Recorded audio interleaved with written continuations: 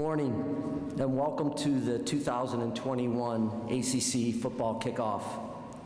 If you're anything like me, you've been looking forward to this event for many months. This is a wonderful opportunity to gather together as we look ahead to the upcoming fall seasons with great anticipation in a hopefully more normal year. Thanks to each of you for making the effort and taking the time to be with us here in Charlotte. On behalf of our coaches, student athletes, schools, and conference office staff, we sincerely appreciate your interest and your coverage of the ACC. Each of you are an important thread in the fabric of college athletics, and I want you to know how much I personally appreciate what you mean to this league and how you and the entire ACC family have welcomed me, Laura, and our 5 kids since becoming commissioner. It's been an honor and privilege to serve as ACC Commissioner over the last 5 months. It is truly my belief that there is no better conference in the country when you look at the incredible student athletes, our 15 world-class institutions, our broad-based sports offerings, and our commitment to maximizing the educational and athletic opportunities for student athletes. I'm so proud to work for the tremendous chancellors and presidents that collectively serve as the ACC's Board of Directors. I'd like to specifically thank Syracuse University Chancellor Kent Syverud for his incredible leadership and counsel as the outgoing chair of the Board of Directors. On July 1st, Duke University President Vincent Price and University of Louisville President Neely Bendapudi began their tenures as chair and vice chair respectively. Each will be outstanding leaders as we navigate the 2021-22 academic year. Since I began my tenure in February, I've appreciated the chance to spend time with and engage with so many people. I'm looking forward to continuing to build upon those relationships with our countless student athletes, coaches, administrators, league partners, and with each of you. Speaking of relationships, last night we were able to enjoy a wonderful evening celebrating our former commissioner. John Swafford has been invaluable to me since my appointment and is a true gentleman and a giant in college athletics. For more than 5 decades, he served the ACC in many different roles, including the last 24 as commissioner. His transformational leadership has meant so much to this league, and he really is the gold standard of commissioners. Over 225 current and former administrators, staff, bowl and television partners, and friends were in attendance as we honor John and his beautiful wife, Nora. In addition to our previous announcement that the Swafford name would be added to the league's annual postgraduate scholarship, we shared the news that beginning this year, the ACC Football Championship Game Most Valuable Player will annually receive the John Swafford Award. There's a tremendous appreciation in this league and nationally for what John Swafford has meant to college athletics, and as a friend to so many of us. Laura and I are so appreciative of our friendship with John and Nora. They represent everything that's right in college athletics and in this world. John knows that I'll never let him get too far away from the ACC, and he's just a phone call away for me. I'm looking forward to answering your questions a little bit later, but first I'd like to express some sincere gratitude, share some thoughts on my first 5 months, and address some of the timely topics affecting college athletics in our country. As all of you are well aware, the pandemic created unprecedented challenges over the last 15 months. To say last year was unique is certainly an understatement, and we continue to owe a debt of gratitude to the countless frontline workers who have unselfishly sacrificed and put themselves in harm's way to serve others. My sincere thanks to all of our heroes. Led by the extraordinarily and tireless efforts by the ACC Medical Advisory Group, whose work continues, our schools safely and successfully manage athletics in a pandemic.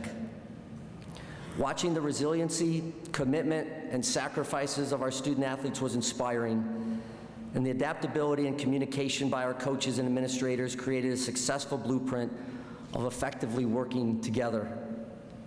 There's not enough credit given to our student athletes, coaches, and administrators for what they were able to accomplish this past year. So on behalf of the entire conference, let me say thank you. What makes this past year's achievements even more incredible is that our student athletes and programs shined while facing so many challenges. As we just witnessed here on the screen, the league crowned a champion in all 27 of our sponsored sports, and 10 different institutions won ACC championships. ACC teams also won 5 NCAA team championships. Virginia won the league's first ever national title in women's swimming. Notre Dame won fencing, making it 3 of the last 4 national titles for the Fighting Irish. North Carolina took home its 3rd straight field hockey title and the 21st for the ACC, including 14 of the last 20. There was an all-ACC final when Boston College defeated Syracuse to win the NCAA Women's Lacrosse Championship for its first title in program history. The ACC now owns 16 NCAA Women's Lacrosse Championships and has had a team in the national title game 11 times in the last 12 seasons. And finally, Virginia won its 2nd straight NCAA championship in men's lacrosse, marking the 25th title for current league programs, including 9 of the last 13 and 14 titles since 2000. In addition, the league recorded 24 individual national titles, a conference record. Overall, 7 ACC schools won a team or individual national title this year. Simply amazing. As outstanding as the athletic successes were, the league continued to lead its peers with an average graduation success rate of 92%. This matched the ACC's GSR average the previous year and was 2 points higher than the national average. In the sport of football, the ACC remains the only conference to have multiple teams register GSR scores 90 or higher every year since 2005. In the most recent report, 4 ACC football programs were above 90%: Duke, Louisville, Boston College, and Virginia. As you can tell, I'm so inspired by what our student athletes programs, schools, and conference were able to accomplish during such a difficult year for all of us. Over a period of 4 weeks, in April and May, I had a chance to visit our 15 incredible institutions, spending time with each president or chancellor, athletics director, faculty athletics rep, senior women's administrator, coaches, administrators, and support staff, and most importantly, the student athletes, was an amazing and energizing experience. While on each campus, I was able to gain institutional knowledge and familiarity, both from an academic and athletic perspective. The visits also provided me with firsthand knowledge of how schools feel about the conference, what's working, where do we need to improve, forecasting our future, and how to serve the membership. Overall, the feedback was very positive. Not surprisingly, there are a lot of wonderful accomplishments and initiatives that continue to be successful year in and year out with our conference. Yet it's important that we never stand still, remain focused on the future, and work to see around the corner. One area we all have more work to do across our country is in our social justice and diversity and inclusion efforts. The leadership of our student athletes in schools and embracing the ongoing commitment to racial and social justice has been and continues to be awe-inspiring. More than a year ago, the ACC formed CORE, which stands for Champions of Racial Equity, and includes representatives from both the conference office and our 15 member institutions. As part of the ACC's continued commitment to social justice and racial equality, our schools and conference office implemented a number of initiatives and programming over the past year based on the work by CORE. ACC Unity Week took place during the fall, winter, and spring, and will continue into the future. Throughout each of these designated periods, our campuses and conference office further elevated the discussions and programming to unite around social justice conversations and actions. Programming in the fall included a virtual webinar for student athletes on activism and allyship. During the winter, a digital focus was in play throughout February to celebrate Black History Month, which culminated in a league-wide celebration of the ACC's diversity across all member institutions. In addition, as part of the digital play, ACC student athletes shared their stories on the importance of Black History Month and their perspective on why leadership matters. The theme for the spring was activism through sports, which was highlighted by a notable guest headlining 3 webinars and virtual walks across the league's 15 campuses and our own conference office in Greensboro. Many of our championships took place during these Unity Weeks, allowing our student athletes, coaches, and staff to participate in a unity moment prior to the national anthem and to incorporate Lift Every Voice and Sing before our championship competitions. We are grateful for the support shown by ACC Network in not only covering and participating in the previously mentioned initiatives, but also creating specific programs and features such as the virtual roundtable hosted by Dale and Cuff on former ACC trailblazers called ACC Unite, No Struggle, No Progress. The ongoing commitment, difficult conversations, and the initiatives surrounding equality, racial and social justice, and incredibly important to making us all stronger. As Commissioner, I'm confident our conference will continue to enhance our dedication and commitment to diversity and inclusion. We will also not lose our responsibility to the importance of supporting and promoting the mental health and well-being of our student athletes and programs. This past May, the league sponsored its 3rd annual ACC Mental Health and Wellness Summit, allowing our league to gather together, learn from each other, and share best practices as we work together to continue to break down any stigma associated with mental health. Changing gears, earlier this spring, we announced the elimination of the league's intra-conference transfer rule, which allows our student athletes the opportunity to transfer and compete immediately at another ACC institution. While we hope every student athlete has a positive, life-changing experience at an institution, we also recognize that sometimes changes can be good and are necessary. The decision to allow for immediate eligibility for intra-conference transfers within the best interest of our student athletes, as it creates greater flexibility during their collegiate careers and place the ACC as a national leader in this area. We will continue to be proactive in our approach to enhancing the student athlete experience and helping shape the future of college athletics. The best interest of our student athletes was also a motivating force behind the ACC's decision to fully support their opportunity to benefit from their name, image, and likeness.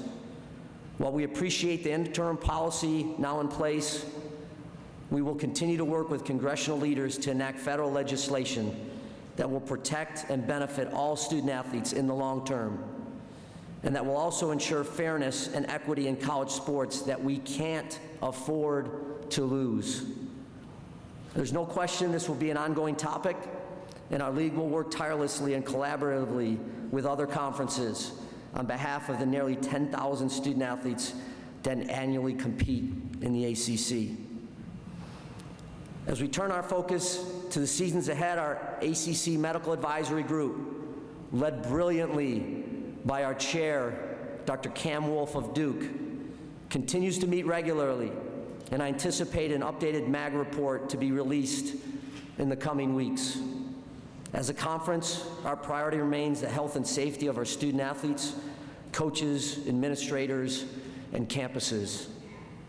As it relates to vaccines and any policies or mandates, those decisions will remain at the discretion of each member institution. Personally, I believe that vaccinations are critical to the protection of all and helping to achieve the goal of eliminating the COVID-19 virus and its variants. But I also deeply respect that getting vaccinated is a personal choice.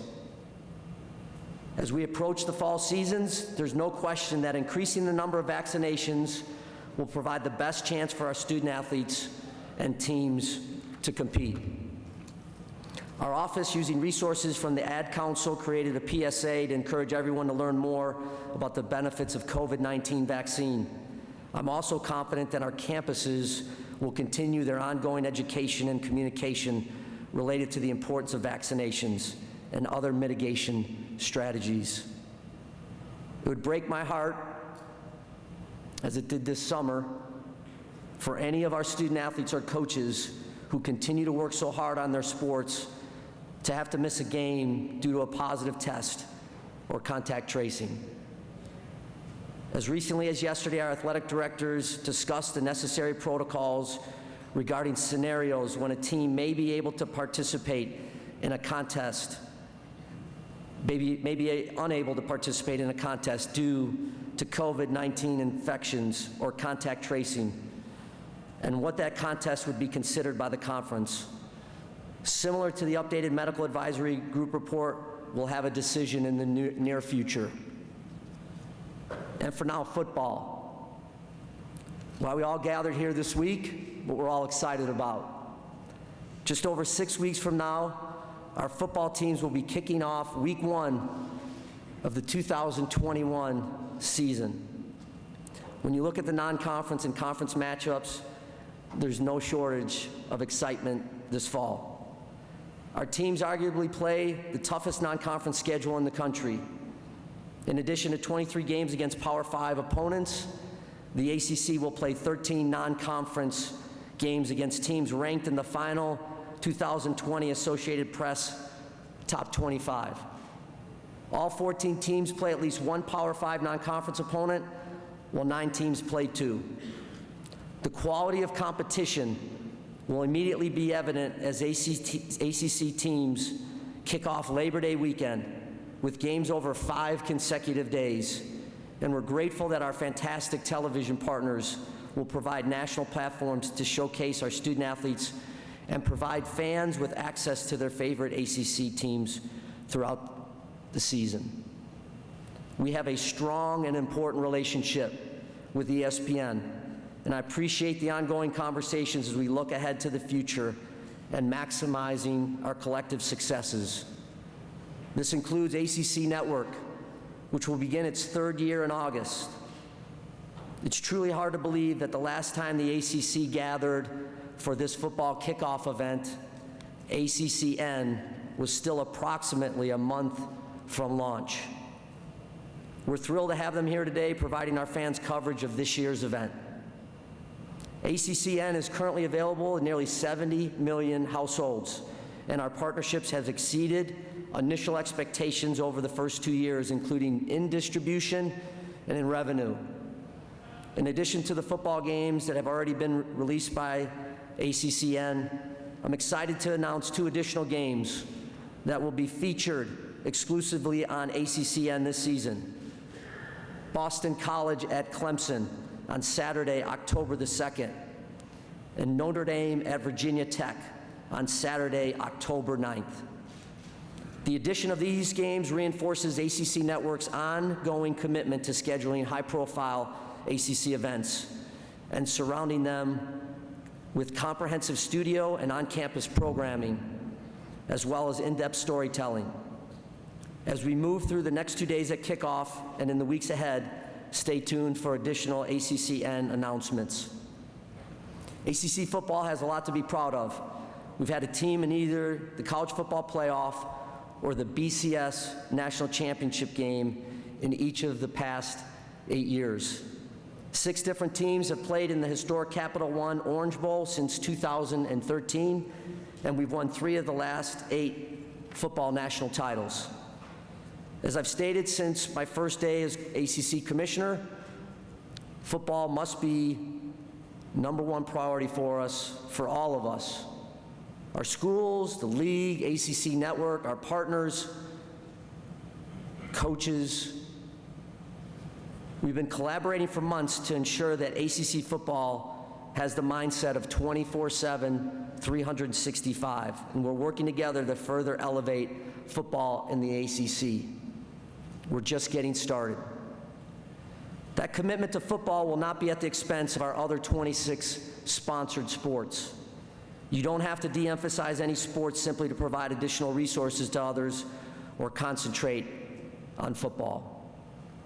For example, ACC basketball, which we all love, has been and will continue to be the paradigm for excellence, and I believe we can be among the nation's elite in every sport we sponsor. A renewed focus and commitment of ACC football will impact many aspects and partnerships for us, including our tremendous television and bowl partners. I'm incredibly pleased with the enhanced level of communication, energy, and focus within our conference specific to our football programs. There is terrific work being done by our football subcommittee that includes 6 athletic directors and 3 head football coaches: Pat Kraft of Boston College, Clemson's Dabo Sweeney, Blake James from Miami, Bubba Cunningham, North Carolina, Heather Like and Pat Narduzzi from Pitt, Virginia's Carla Williams, Virginia Tech's Whit Babcock, and Dave Clausen, chair of our football committee from Wake Forest. Efforts to strengthen future scheduling, further engage with our student athletes, deepen the ACC network's commitment to football programming, elevating our football championship game, enhancing our officiating program, and collectively discuss national issues and be a leader in that space is all underway. But there's much more work to be done. Speaking of the postseason, let me take a minute to thank our partners here in the Queen City, who continue to work tirelessly with our office to annually host the ACC Football Championship game. On Saturday, December 4th, Bank of America Stadium will host the 2021 event, which marks the 11th time in the last 12 years that the game will be played here in Charlotte. Following the ACC Championship game weekend, we will look ahead to the 2021 bowl season. Anchored by the Capital One Orange Bowl, I can't begin to express how thankful I am of our league's 11 outstanding bowl partners. Each offers meaningful experiences for our football student athletes who earn a postseason opportunity. We know 2020 was tough on everyone, and that includes our bowl partners and the communities that deeply benefit from their charitable contributions. It'll be great to have our bowl season back in full force this year. Finally, let me address the proposed changes to the college football playoff. As a league, we're using this summer to engage in conversations on what is best for college football postseason, and most importantly, the student athletes who participate. Our ADs received a presentation that was given to the full CFP Board of Managers yesterday afternoon. And later today, it will be shared with our 14 head football coaches. We appreciate the work by the subgroup of the CFP Management Committee as we continue to evaluate proposed options. As was announced earlier this spring, the league will be represented on the CFP Board of Managers by Clemson University President Jim Clements, who begins his tenure after the incredible job Florida State President John Thrasher did prior to his retirement. It was our charge to find another outstanding representative to serve in this prestigious role, and as a conference, we're extremely pleased that President Clements humbly agreed to take the mantle. The success of the CFP is undeniable, And it's important that we ensure any future evolutions will only enhance the college football regular season and postseason. So let me thank all of you again for your interest in the ACC, and I hope that you enjoy the next few days here in Charlotte. The ACC has so much to be proud of, and I'm truly humbled and honored to serve this amazing collection of world-class institutions and the student athletes that represent the ACC. Thank you, and go ACC. All right, it's time to begin our question and answer portion of today's forum. We do have 3 microphone holders. We've got one on the left, one on the right, and one down the middle. Please raise your hand. We'll get to as many questions as we can. We're going to start over here on our far left. Give us your name and affiliation, please, and your question. Andrea Eagleson, ESPN.com. Jim, good to see you in person. Two-part question on the vaccinations. Can you give us an idea of where ACC football teams right now in terms of hitting the 85% threshold? And the second part of that is several other conferences have already announced that they're not rearranging schedules. If a team can't play, they would have to forfeit. Wondering why the ACC still is waiting to make a decision on that. Andrea, can you wave your hand so I can see you? I've lost you here. Great to see you. Semi in the dark. We had a chance to get with our athletic directors yesterday. We have over half of our group is above that 85% threshold, with several others on the cusp. And we all feel like that's a reasonable target across the ACC. So those are numbers as of yesterday. And then overall, from a student athlete population, that number is even higher according to those schools and the data that they have currently. As it relates to not making a declaration about if it's going to be a cancellation or a forfeit, we all really want to wait a couple more weeks or so. I think there's some more information that we're going to be able to gather. I think we'll understand the variant a little bit. It's really the recommendation of our medical group along with our ADs and our presidents. So there's direct alignment that at least this week we didn't need to make that kind of statement. It will be forthcoming, and we certainly will be transparent when that decision's made, and we'll let everybody know. We're going to come right down here in our center aisle, about halfway down. There we go. Please give us your name and affiliation, your question. Hello, this is Raphael Haynes with the three-point conversion. Now with the rule that allowing players to take advantage of their name, likeness, and images, what are your thoughts on it, and are you all coming up with any courses or anything to help the players out, knowing that they're dealing with so much amount of money? So let me just state a little bit, and it's nice to see you. Thank you for being here.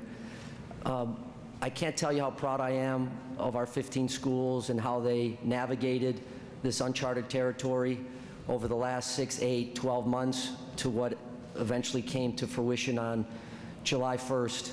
There's been constant education going on our campuses.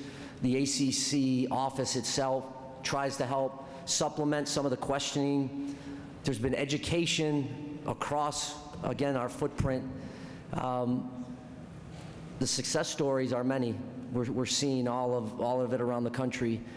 And I think it makes all of us feel a sense of gratification that we can do this thing, but we have some real challenges ahead if we don't get national legislation. And I want to just speak about that because I think that there's incredible opportunities for our student athletes coming, but we need a national standard. Everyone expects us to play a national competition schedule, and we go all over the 50 states. That not having a national standard will cause major disruption. You're already seeing across the country the wide-ranging disparity at times depending on what state you're in and what people are able to do. And so that's one. Second is we have to have some help on antitrust. We can't sustain constant litigation to the enterprise of college athletics. That has to be wrapped into it. I think the third element for name, image, and likeness for us as we look into the future is What can we do to help our student athletes once they leave school from a medical standpoint? Can we provide some additional medical care for them? Can we mandate that 2, 3 years, whatever that looks like over a period of time? Some schools are doing it, but we certainly don't have uniformity across 351 schools, at least at the Division I level. Can we mandate also an opportunity for all student athletes to come back to school? That can be wrapped into this legislation. And then finally, it can't be a recruiting advantage. It just can't. And the equity from those resources have to be equally distributed. Most of our student athletes, the 500,000 that compete nationally, are Olympic sports student athletes. So that continues to be the mantra and call. What I hope doesn't happen is that because we've had some success here and we've seen these great stories of student athletes being able to use, rightly so, just like students, their name, image, and likeness, that we lose the sense of urgency. In our conference, and I'll finish here, in our conference, we have 4 schools with state legislation, or 4 states with state legislation. We have 2 with state directives, and we have 4 that rely on the NCAA rule. And you can see within our 15 schools and our 10 states, there's an unevenness to what student athletes can do. So I'm looking forward to seeing where this goes. We need federal help, and I think that we'll get it, but I hope it's sooner rather than later.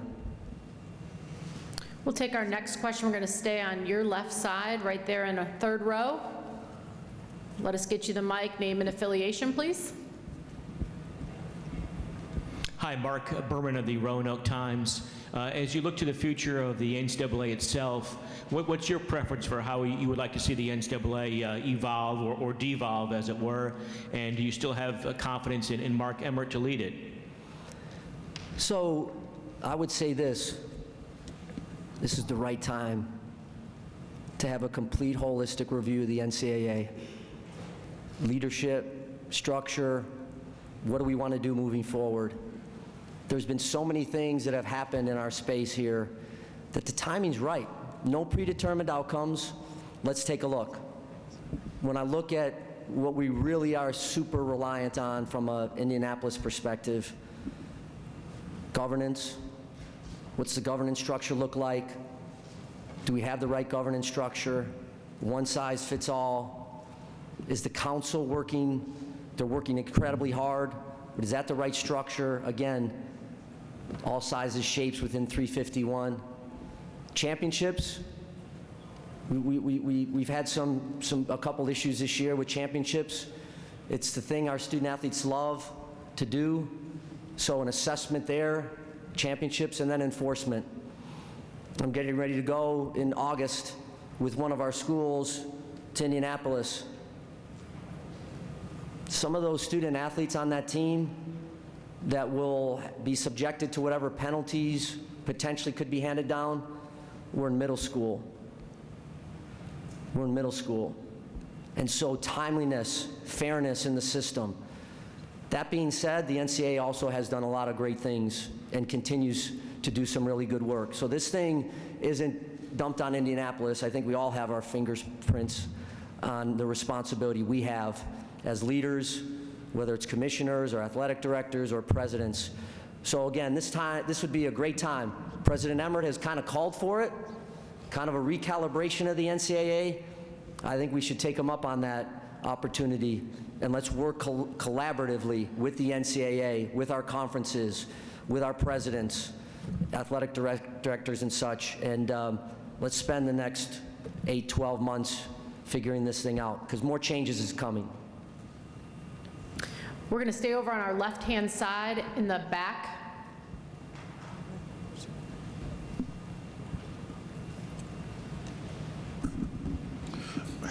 Hi, Jim. Mike Nislek from the Roanoke Times. Posted your announcement about the Virginia Tech Notre Dame game on social media, and some fans are frustrated. They rely on Comcast and can't get the network. Has there been any progress made in a deal? Because many areas in our state have. That's the only option, Comcast and ACC Network obviously on there. Can you speak to the progress that's been made on possibly getting it before the season? Thanks for being here and appreciate the question. It's one of the top priorities I've had. I've been to Bristol. I had some great conversations. Jimmy Pitaro, Burke Magnus, and the group. We have a tremendous relationship. Distribution is critical for us. And when I visited those 15 institutions, that was kind of the cry of all of our schools is, how do we get distribution wider? I think we have a great plan coming up. A lot of the carriers and providers, including Comcast, renewals coming up this late summer and into the fall, and I think we're making tremendous progress with them. Those frustrations are real, and we'll never be the conference that we need to be until we get some of those issues taken care of. So I think we have a great strategy. It's been top of point every conversation that we've had with our TV partners. They understand it, they get it. And so we're hopeful to make a big dent in the distribution piece coming up. Come back over here to the aisle, the middle aisle on our left. Luke, raise your hand, please. Thank you. Thank you. Hey, Jim. Luke DeCock, Raleigh News and Observer. Jack Swarbrick said that if the 12-team playoff goes through, he likes the way that it would set up for Notre Dame, and it kind of removes the imperative of having to play in a conference championship to have access to a national championship. How would you assess the sort of role of Notre Dame in the ACC going forward if there isn't any possibility at any point that Notre Dame would potentially give up football independence? And how do you sort of assess that relationship as it's working now? I mean, you've got the Notre Dame logo behind you, and they're not here. Amy. I'm just kidding about the logo. Listen, I guess I'll work present time to past to maybe to the future, so I'll jump around a little bit. I think we all got a glimpse of what it would be like to have Notre Dame in the conference this past fall. That was a really beautiful and beneficial relationship to both Notre Dame and the ACC. They had a chance to play a fantastic schedule. They had a chance to vie for a national championship and compete in the CFP. So we have a real life example of what that could look like.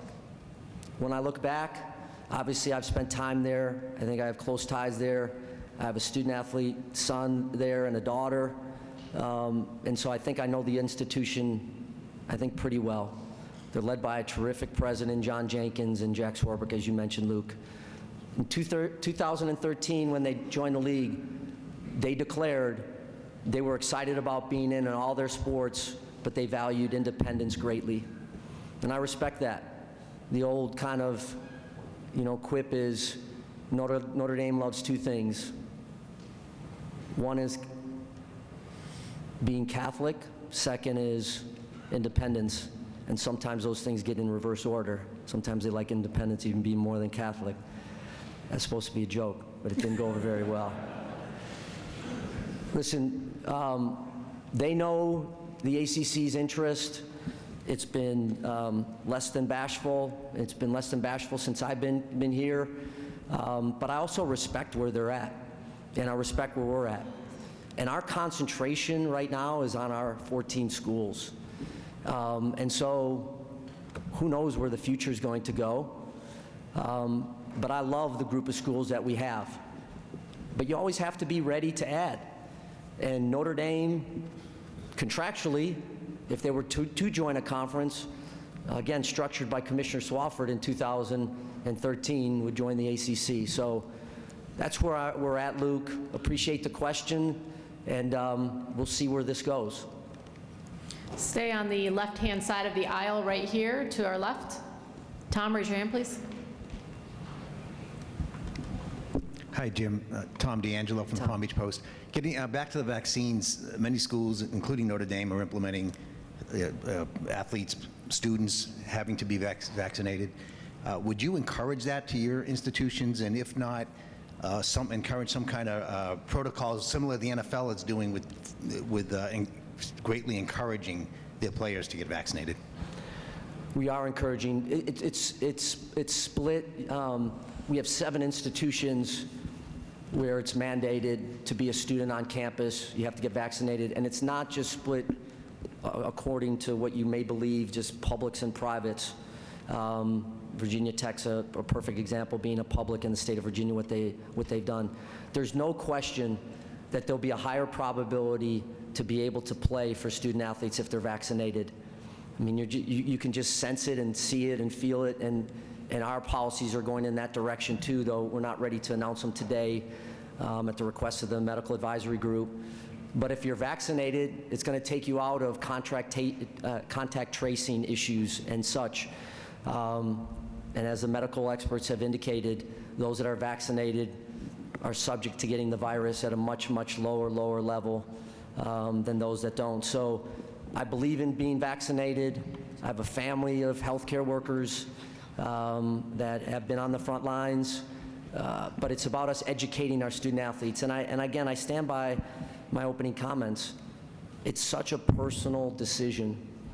And so student athletes have to figure out what's best for them. And we're all hopeful that we can go through a season without any cancellation or forfeitures of any of our contests in any of our sports, and that our student athletes can stay healthy and safe. Go over here on our left-hand side, far left, close to the doors. Will Vandervoort with the Clemson Insider. I know you spoke a little bit about this at the spring meetings about the transfer portal and the conferences and coaches' concerns. Can you kind of go into a little bit more about that and what is exactly your concerns as the commissioner going forward with that and the issues it's caused this year, especially in men's basketball? Yeah. It's likened to a game of musical chairs. That's what worries me, is the music stops and there's not enough chairs, there's not enough seats, there's not enough scholarships for those in the transfer portal. But the freedom of movement won out on that decision, and I completely agree with that. And I know as a former coach really early in my career how difficult that can be when it comes to rosters, when it comes to roster management, when it comes to maybe life lessons. When things get tough, you can't just bounce out and go somewhere else. So we're working through it as a league, understanding what it looks like in the different sports. As mentioned, with 27 sports, there's a different flow to the transfer the transfer experience. Some of our sports are really higher, that are at a higher percentage of student athletes transferring than some other Olympic sports. I don't think we have enough data yet to declare one way or another how we help this thing, but I think it goes back to recruiting and us doing the very best job that we can to identify the prospects that fit our institutions. So more work to come on that. And again, I feel the coach's frustration. It's real. But in the end, it was the right thing to do for our student athletes. Have time for just a couple more. We're going to start over here. David. Hey, Jim. David Hale with ESPN. David. You talked a little bit about the expanded playoff and the feedback that you've been asking for.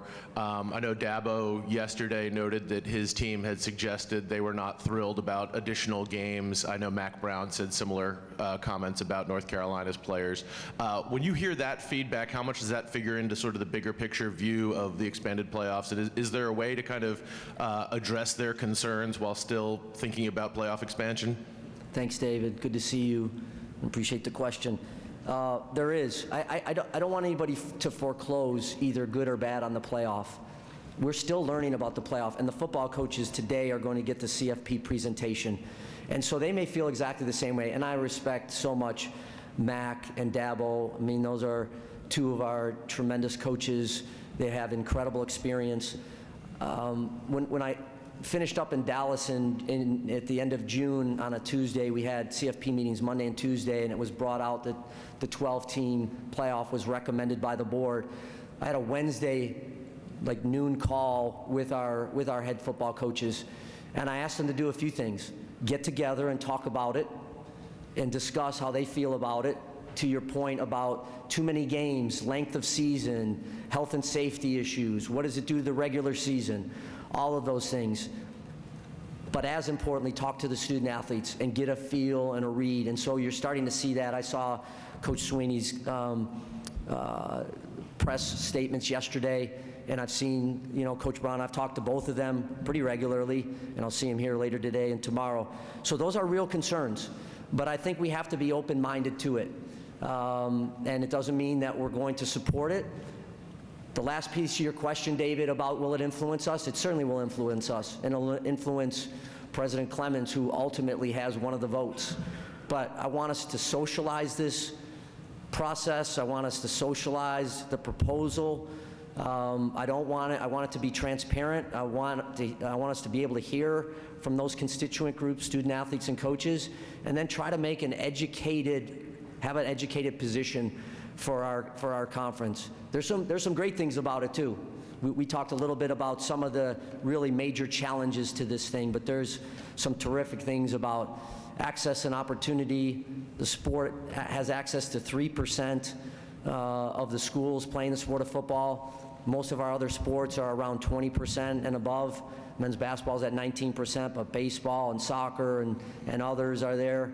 And so, there's debate to this thing, which is great, and we need that. And I'll look forward to, by September, as we get ready to have another CFP meeting, having the ACC have a position on where we stand.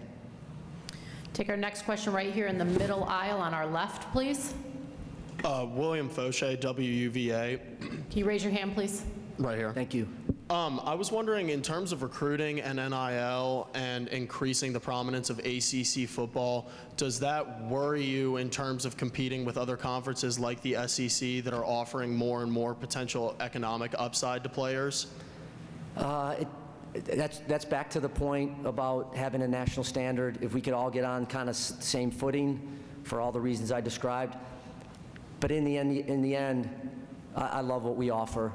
I love the offer across our 14 schools in the sport of football, the academic and athletic balance, the competition, the coaches, the kinds of leaders we create in our programs, the games we play, the network we partner with. Certainly you can always look at a specific conference and compare it and contrast. But I think if we can get some national legislation, we have a tremendous complement of schools that rivals anyone's in the country. We're going to take our last question on the back left aisle. Jim, David Teal from the Richmond Times-Dispatch. You mentioned earlier coming from a family of healthcare workers. You also come from a family of Olympic sport athletes. What have you told your two children who are Olympic sport athletes about NIL? And have either of them dabbled into name, image, and likeness monetization? Good to see you, David. And they've taught me a lot. It's real when it's under your roof. As you mentioned, 2 of our 5 are current collegiate student athletes, 1 in the ACC, 1 in the Ivy, and they have some real ideas about it. And I think where it stands right now is a great start. It just is. So they're thinking about it, and they haven't quite dabbled in it, but they are considering some things, and that'll be fun because sometimes I wear my dad hat with them, and sometimes I wear my commissioner hat with them. So it's a kind of a neat role to be in, but it's good. I know it was a process getting to a point relative to name, image, and likeness, but it's like other iterations we've had in college sports. Most recently, when we had cost of attendance, and I was fortunate enough to chair the NCAA Council at that time, and I know the consternation that took place about cost of attendance. It's going to imbalance. Some schools can afford it, some schools can't. It's really going to hurt collegiate sports. It's been fantastic. The recipients have been our student athletes. So we'll get through this, we'll be stronger, but in the end, we do need to take a look at where we're at in college sports and really start to get together and do some assessing and do some long-range planning. So appreciate everyone being here, I really do. It's fantastic that we've been able to get together and see each other and be face-to-face. We'll continue to be available for you throughout the next couple days. Be safe in your travels. I look forward to seeing you on the different campuses as I get around in the fall, and always want to be available to you and deeply, deeply appreciate the work that you do and the importance that it has in college sports. So have a great day and go ACC. Thank you.